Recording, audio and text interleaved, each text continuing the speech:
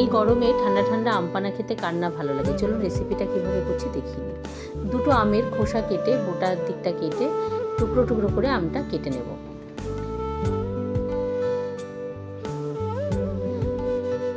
এরপর মিক্সিং জারে টুকরো আমগুলো দিয়ে দেব।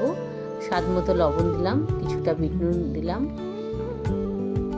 একটা কাঁচা লঙ্কা দিচ্ছি, কিছুটা পুদিনা পাতা ধুয়ে রেখেছিলাম সেটা নিলাম, স্বাদ মতো চিনি দিচ্ছি।